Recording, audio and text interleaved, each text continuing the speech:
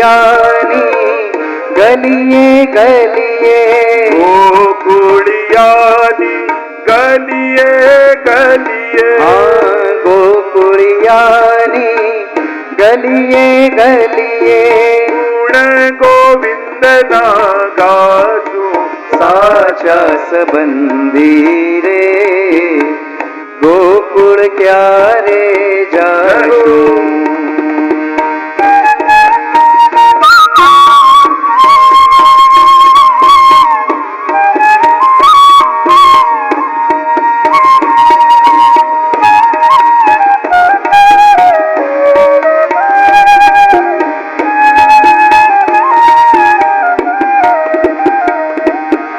આપણે બે બાહુલીએ વળગી, આપણે બેઉ બાહુલીએ વળગી, આપણે બે બાહુલીએ વળગી, આપણે બેઉ બાહુલીએ વળગી, યમુનાજી માનાશું, સાચા સંબંધી રે ગોકુળ ક્યારે જાશું. સાચા સંબંધી રે ગોકુળ ક્યારે જાશું.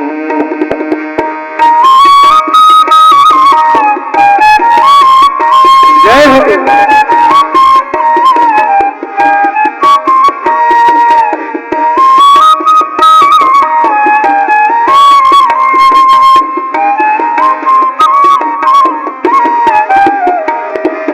ભીમના ઠાકોર ને જય ભેટશું, ભીમના ઠાકોર ને જય ભેટશું, ભીમના ઠાકોર ને જય ભેટશું, ભીમના ઠાકોર ને જય ભેટશું, સદા સોહાગી થાશું, સાચા સંબંધી રે ગોકુળ ક્યારે જાશું. સાચા સંબંધી રે ગોકુળ ક્યારે જાશું, સાચા સંબંધી રે ગોકુળ ક્યારે જાશું. સાચા સંબંધી રે ગોકુળ ક્યારે જાશું, હે સાચા સંબંધી રે ગોકુળ ક્યારે જાશું. ભીમના ઠાકોર ને જય ભેટશું, ભીમના ઠાકોર ને જય ભેટશું, ભીમના ઠાકોર ને જય ભેટશું, ભીમના ઠાકોર ને જય ભેટશું, સદા સોહાગી થાશું, સાચા સંબંધી રે ગોકુળ ક્યારે જાશું. સાચા સંબંધી રે ગોકુળ ક્યારે જાશું, સાચા સંબંધી રે ગોકુળ ક્યારે જાશું. સાચા સંબંધી રે ગોકુળ ક્યારે જાશું, સાચા સંબંધી રે ગોકુળ ક્યારે. બોલો કૃષ્ણ કનૈયા લાલ લાલ કી જય. તો જ્યારે જ્યારે પુષ્ટિ માર્ગમાં ક્યાંય જવાની વાત થઈ, એકલા નથી ગયા, સબ મિલ ગાઓ માઈ, બધા મળીને ગાય છે, કોઈકને સાથે લઈને જાય છે. અને એટલા માટે અહીંયાની ભક્તિ એ યુથની ભક્તિ છે. શ્રી ઠાકોરજી જેમની ચર્ચા આપણે કરી રહ્યા છે એવા શ્રી દેવ દમન શ્રીનાથજી, નિકુંજ નાયક શ્રીનાથજી, શ્રી ગોવર્ધન નાથજી અને શ્રીનાથજી એટલે સ્વામીજીના નાથ છે. શ્રી એટલે લીલાનો વૈભવ અને સમગ્ર લીલા પરિકરના નાથ એ શ્રીનાથ છે. કારણ કે પ્રભુમાંથી જ સમગ્ર લીલા પરિકર પ્રગટ થયું છે. તો આમ શ્રીનાથજીના જુદા જુદા નામોનો ભેદ બતાવ્યો. થોડીક એમના પ્રાગટ્યની કથાનો જો આપણે ચર્ચા કરીએ તો આ એક તત્વોને જોઈ અને સાથે સ્વરૂપની લીલાના પણ દર્શન કરીશું. પ્રાગટ્યની આપ લીલા જાણો છો, કથા સુપ્રસિદ્ધ છે, સંક્ષિપ્તમાં ચર્ચા કરીશ. ગર્ગ સંહિતામાં પૂર્વમાં ઉલ્લેખ કરેલો છે. આ રીતે કલિયુગના 4500 વર્ષ વ્યતીત થયા બાદ શ્રૃંગાર મંડળમાં શ્રી ગોવર્ધન શ્રી ગિરિરાજજીની ભીતરમાંથી ભગવત સ્વરૂપનું પ્રાગટ્ય થશે. એવા સ્પષ્ટ શબ્દો અને જગતમાં દેવ દમન શ્રીનાથ ગોવર્ધનનાથના નામે એ સ્વરૂપ પ્રસિદ્ધ થશે એવા ઉલ્લેખો આવ્યા છે. પ્રભુ પધારે એના પહેલા એનો લીલા પરિકર પધારે છે. પ્રસિદ્ધ કથા છે, રોજ સદ્દુ પાંડેની ગાય ગિરિરાજજીની ઉપર જાય છે. એક સ્થાન પર દૂધ સ્રવીને આવે છે. રોજ જ્યારે દોવાનો વારો આવે દૂધ નીકળે નહીં. આશ્ચર્ય થાય, આનું દૂધ કોણ દોહી જાય છે? પીછો કર્યો છે અને જોયું તો એક શિલા પાસે જઈને ગાય દૂધ સ્રવીને આવે છે. પાછળ જતા જતા ગાય જ્યારે ગઈ, શિલામાંથી જ્યાં પથ્થર ખસેડ્યો, ગિરિકંદરામાંથી પ્રગટ થયા પ્રભુ આપ ગોવર્ધનનાથ રે. નંદ જશોમતી કેરા લાલ વ્રજ સૌ કીધું સના. ગોવર્ધન રસિયા રે મારે મન બસિયા વ્રજના. મધુર વાલો હસિયા રે. શ્રાવણ સુદ પાંચમને દાડે થયા ભુજા દર્શન રે. ગિરિકંદરામાં બિરાજે મારો વાલો, શું કહું પ્રસન્ન વદન. ગોવર્ધન રસિયા રે મારે મન વસિયા વ્રજના. મધુર વાલો હસિયા રે. નાથજી બાબા નાગ પંચમીના દિવસે જયારે ભુજાના દર્શન થયા, હવે તો ભુજાનું મહાત્મ્ય ચાલ્યું. લોકો એની માનતા રાખવા લાગ્યા, મેળો ભરાવા લાગ્યો બ્રજમાં અને બધાની માનતાઓ પૂરી થાય. જે ભાવનાઓ લઈને આવે શ્રીનાથજી બાબા બધાની માનતાઓ પૂરી કરે. પહેલા પ્રભુ પ્રભાવ બતાવે છે, પછી માધુર્યને પ્રગટ કરશે. અને હવે ધીરે ધીરે ક્રમ બંધાવા લાગ્યો. થોડી શીઘ્રતાથી જઈએ. શ્રી મહાપ્રભુજી ઝારખંડમાં બિરાજે છે. परिक्रमा करता करता प्रभु झारखंड में प्रभु ने जताई, अब के मोही मिलो मन भाई. परिक्रमा तीजी चिताई, झारखंड में प्रभु ने जताई, अब के मोही मिलो मन भाई. હવે આપ પધારો, મારી સેવા જગતમાં પ્રગટ કરો. અને મહાપ્રભુજી પૃથ્વી પરિક્રમા છોડી સીધા બ્રજમાં પધાર્યા. શ્રી મહાપ્રભુજી બ્રજમાં પધાર્યા, સદુ પાંડે ને ઘેર રે. વચન સુણ્યા તે ગિરિવર પ્રભુના, વાત પૂછી કરી પે. ગોવર્ધન રસિયા રે મારે મન વસિયા વ્રજના. મધુર વાલો હસિયા રે. મહાપ્રભુજી પધાર્યા છે, સદુ પાંડેને ત્યાં મુકામ કર્યો છે. અને એટલામાં પર્વત પરથી અવાજ આવ્યો, ઓ નરો મેરો દૂધ લા. રોજ આમની દીકરી નરો કટોરામાં દૂધ લઈને શ્રીનાથજી બાબાને પાવા જાય. જ્યારે વિક્રમ સંવત 1535-56 મહાપ્રભુનું પ્રાગટ્ય એકાદશીના દિવસે થયું, એ જ દિવસે કંદરામાંથી શ્રીનાથજીનું મુખારવિંદ પ્રગટ થયું. આપણે ત્યાં તો પુષ્ટિ માર્ગમાં પ્રભુ અને મહાપ્રભુ, ગુરુ અને પ્રભુ એક જ દિવસે પ્રગટ થયા છે.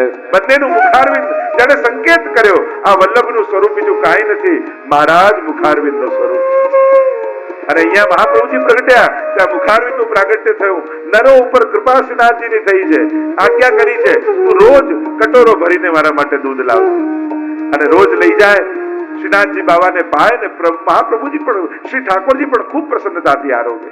આજે મહાપ્રભુજી પધાર્યા છે, એમના સ્વાગતા આગતામાં તૈયારીઓમાં મોડું થઈ ગયું. રોજ જે સમયે દૂધ પાવા જતી, આજે તો મોડું થયું. શ્રીનાથજી બાબા ભૂખ્યા થયા, ઉપરથી અવાજ લગાવ્યો, ઓ નરો મેરો દૂધ લા. અને કાનમાં શબ્દો પડ્યા. નરોના તો કાનમાં પડ્યા અને મહાપ્રભુજીના કાનમાં પડ્યા. નરો તો જલ્દી જલ્દી દૂધનો કટોરો લઈને દોડી પાઈને પાછી આવી. મહાપ્રભુજીએ કહ્યું કે થોડું દૂધ બચ્યું છે બતાવો. અને થોડા બૂંદ પડ્યા હતા, હાથમાં લીધા અને મહાપ્રભુજી અધરામૃતનું પાન કરી ગયા. સદુ પાંડે મહાપ્રભુજીને કહે છે, પ્રાગટ્યનો પ્રકાર રે. દેવ દમન નામે પ્રગટ્યા છે, મહિમા પરંપા. ગોવર્ધન રસિયા રે મારે મન વસિયા વ્રજના. મધુર વાલો હસિયા રે. અને જ્યાં અજરામૃતનું પાન કર્યું, કૃષ્ણા ધરામૃતા સ્વાદ સિદ્ધિ રત્ન સંચય. મહાપ્રભુજીના નામમાં એટલું સામર્થ્ય છે કે જે પાન મહાપ્રભુજી સાક્ષાત કર્યું, વૈષ્ણવ કેવલ વલ્લભનું નામ લઈ લે તો એ જ અજરામૃતનો આસ્વાદ એને મળી જાય. એવું સર્વોત્તમ સ્તોત્રમાં ગુસાઈજી આજ્ઞા કરે. એવું સામર્થ્ય શ્રી વલ્લભના નામમાં છે. અને સતુ પાંડે આદિ આખી રાત્રે બિરાજમાન થયા છે. કહ્યું, મહારાજ આપ પધાર્યા છો કૃપા કરવા માટે, દેવ દમનને પ્રગટ થવા માટે, પણ આ સ્વરૂપ માટે કોઈ શાસ્ત્રોમાં ઉલ્લેખ છે? જ્યાં પ્રશ્ન કર્યો અને મહાપ્રભુજી આખી રાત શાસ્ત્રોના પ્રમાણ આપે. અહીંયા ઉલ્લેખ છે, આ શાસ્ત્રમાં કહ્યું, ગર્ગ સંહિતામાં કહ્યું, અરે નામ સાથે ઉલ્લેખ કર્યો છે કે સાક્ષાત પૂર્ણ પુરુષોત્તમ પ્રભુ આ કલિયુગના 4500 વર્ષ વ્યતીત થયા બાદ વ્રજમંડલમાંથી પ્રગટ થશે અને એ સ્વરૂપ આ સ્વરૂપ છે. કાલે સવાર પડતાની સાથે આપણે શ્રીનાથજીને પ્રગટ કરવા જઈશું. અને આગળ ગાન કરતા કહ્યું, ગિરિવર ઉપર આપ પધાર્યા, સામા મળ્યા નિજનાથ રે. અંગો અંગ ભેટી સુખ ઉપજ્યું, જોડ્યા પછી બેઉ હાથ. ગોવર્ધન રસિયા રે, મારે મન વસિયા વ્રજના, મધુર વાલો હસિયા રે. શ્રી મહાપ્રભુજી પાંચ વૈષ્ણવને સાથે લઈ કૃષ્ણાસ વેગત અમલાજી આદિ ફલાંગો ભરતા ભરતા ગિરિરાજજીની ઉપર શ્રીનાથજીને મળવાની ઉત્સુકતા સાથે પધારી રહ્યા છે. ગિરિરાજને આશ્વાસ દીધો, ધરી કોમલ ચરણ અને હરખે તે સામા આવ્યા શ્રી ગોવર્ધન ઉદ્ધરણ. જય. ગિરિરાજજીને તાપ હતો, આશ્વાસન કેમ દીધું? કોને આશ્વાસન અપાય? જેને દુઃખ હોય. શું દુઃખ હતું? અરે શ્રીનાથજી પ્રગટ થયા છે અને હજી એમને ભોગ નથી ધરાતો. એક આ તાપ હતો. કારણ કે મહાપ્રભુજી જ્યાં સુધી અન્નપ્રાશન ન કરાવે ત્યાં સુધી શ્રીનાથજી પણ સંકલ્પ કર્યો હતો ત્યાં સુધી કેવલ દૂધ પીને રહીશ. અને પહેલા શ્રી વલ્લભના હાથે અન્નપ્રાશન થશે પછી જ સકડી આરોગી. બીજો તાપ એ હતો કે શ્રીનાથજી અહીંયા એકલા બિરાજે છે અને સ્વામીજી રૂપ શ્રી વલ્લભ પૃથ્વી પ્રદક્ષિણા કરી રહ્યા છે. અને આનંદ ક્યારે થશે? જ્યારે શ્રીનાથજીને સ્વામીજી મળશે. આનંદ તો ત્યારે થશે. એટલે કહ્યું, ગિરિરાજને આશ્વાસ દીધો, ધરી કોમલ ચરણ, કે હવે હું આવી ગયો છું. અને હરખે તે સામા આવ્યા. પલાંગો ભરતા ભરતા મહાપ્રભુજી આગળ પધારે. મહાપ્રભુજીને આવતા જોઈ કંદરામાંથી કૂદકો મારી શ્રીનાથજી બહાર પધાર્યા. શ્રીનાથજી મહાપ્રભુજીને મળવા માટે દોડ્યા અને બંને બાત ભીડી લીધી છે. બોલો ગોવર્ધન નાથ કી જય. જાણે સ્વામીજી અને મહાશ્રી શ્રીનાથજી બંનેનું પુનઃ મિલન ભૂતલ પર પ્રથમ મિલન થયું છે. નિત્ય લીલામાં તો નિત્ય મિલન છે, પણ આ ભૂતલ પર પહેલી વાર મળ્યા એટલે શું કહીએ? પ્રથમ મિલનનું ચિત્ર છે. આપણે કે પ્રથમ મિલન શ્રી મહાપ્રભુજી શ્રીનાથજી રૂપે. પણ જ્યારે ભેટી પડ્યા અને યાદ આવ્યું અત્યારે તો હું આચાર્ય સ્વરૂપે છું, ગુરુ રૂપે પ્રગટ થયો છું, અને જોડ્યા પછી બેઉ હાથ. અને યાદ આવતાની સાથે બે હાથ જોડીને દંડવત કર્યા અને આગળ ગાન કરતા ગયા. ગોવર્ધન ઉદ્ધરણ ધીરનું નામ ધર્યું શ્રીનાથ રે. મોર પીછનો મુકટ બનાવ્યો, બંસી દીધી હાથ. ગોવર્ધન રસિયા રે, મારે મન વસિયા વ્રજના, મધુર વાલો હસિયા રે. શ્રીનાથજી બાબાએ કહ્યું કે જગુદ્ધારક રૂપે મારે બિરાજવું છે, મારી સેવા જગતમાં પ્રગટ કરો. અને શ્રીનાથજીને પાટ પધરાવ્યા.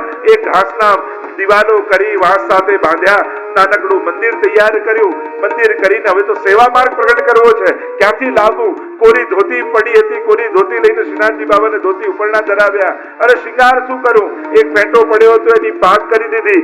મોરપીંછ હતું એ ખોસી દીધું. ગુંજાની અનેક વેલો ઉગી હતી, એમાંથી ગુંજા કાઢી એની માળા કરી અને ઠાકોરજીના શ્રીકંઠમાં ગુંજા માળા ને પુષ્પની માળા કરી અને દળીને કુમકુમનું તિલક કર્યું અને શ્રીનાથજી બાબાને પાટ પધરાવ્યા.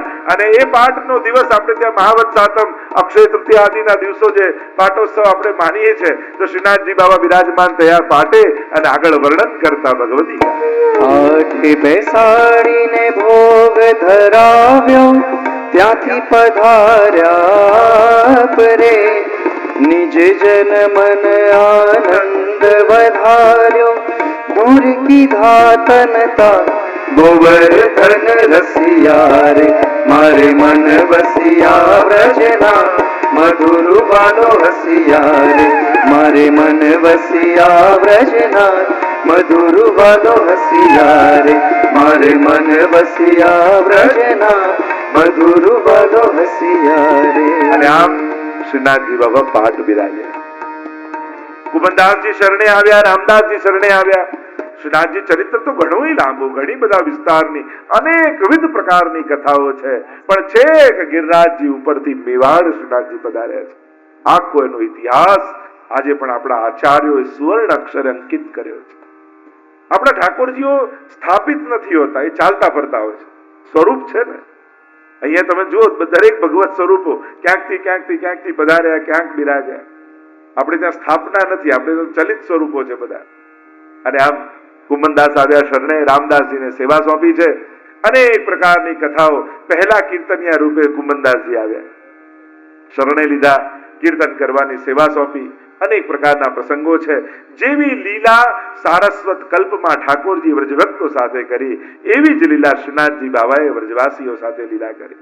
માનો ફરી સારસ્વત કલ્પ પ્રગટ થઈ ગયો કલિયુગમાં, જ્યારથી શ્રીનાથજી બાબા બિરાજમાન થયા. પાથો ગુર્જરી, આદિ લચ્છો ગુર્જરી અને અનેક પ્રકારના પ્રસંગો આવે છે. કેવા કેવા હાસ્ય વિનોદની લીલાઓ ઠાકોરજી કરે છે. કુમનદાસજીને માખણ ચોરી કરવા માટે લઈ જાય છે, અને માખણ ચોરીને અનેકવિધ લીલાઓ કુમનદાસ તો પકડમાં આવી જાય, ઠાકોરજી પાછા ભાગીને આવી જાય. કેટલા પ્રસંગોના વર્ણન છે. પેલી નવી વહુ પરણીને આવી એની કથા આવે છે. ઠાકોરજી એની મનોકામનાઓ પૂર્ણ કરી. શ્રીનાથજી બાબા અંબાલામાં રહેતા પૂર્ણ ક્ષત્રિયના સ્વપ્નમાં આવ્યા, આજ્ઞા કરી કે તું મારું મંદિર બનાવ. જેને ક્યારે શ્રીનાથજીને જોયા નહોતા, જો શ્રીનાથજીની આને જ કૃપા કહેવાય ને. ક્યારે કોના ઉપર વરસી જાય કોણ જાણે. આપણને લાગે કે આ નજીક છે, આને જ કહેશે, એવું કાંઈ નથી. આ શ્રીનાથજીનું કાંઈ નક્કી નહીં. કોના ઉપર પહેલી વાર મંદિરે આવ્યો ને ઘણી વાર એને સેવા મળી જાય. ઘણી વાર પહેલી વાર દર્શન કરવા જોઈએ કે પહેલી વાર આવ્યા હોય ને ક્યાંક ફૂલઘરના ફૂલ ખૂટ્યા હોય ને કોઈ કોણ લેવા છે, કે હું લઈ આવું, અને પેલો લઈ આવે ને એની સેવા છેક શ્રી સુધી પહોંચી જાય. તો શ્રીનાથજીની આ કૃપા માર્ગમાં તો ક્યારે કોનો નંબર લાગી જાય, એટલે જ કેવું ને, હાથમાં આવેલી સેવા છોડવી નહીં. કારણ કે 2 દિવસ તમે માળાજી બનાવવા ન ગયા અને ઠાકોરજી તમારા બદલે કોઈ ગયા ને એની ગમી ગઈ, તો પછી તમારો વારો જ નહીં આવે. એટલે સેવા છે ને ચૂકવી નહીં. પ્રાચીન આચાર્ય એમ કહેતા, ગમે તે થાય હાથમાં આવેલી સેવા છોડવી નહીં. પ્રભુને જો એની ગમી ગઈ તો આપણો વારો જ નહીં આવે, ફરી કોણ જન્મમાં ક્યારે વારો લાગે. એટલે સેવા તો આગ્રહપૂર્વક કરો. એના આ સેવા મારે કરવા, મારા હાથની ઠાકોરજીને આદત પડેલી છે, બીજો કદાચ કરશે ને તો ઠાકોરજીને નહીં ગમે. એટલે જ ઘણી વાર ઘણા લોકોને એમ થાય કે આ ફૂલઘરમાં બીજા નથી આવતી, તને જે કરતા હોય એ જ કરે. હા, પ્રભુને એના હાથની આદત હોય છે. આ કોઈ કેવલ રમત નથી, આ એક કળા છે. સુંદરતાથી કઈ રીતે, ઉત્તમ રીતે, સુકોમલ ભાવથી કરવું એનો વિવેક છે.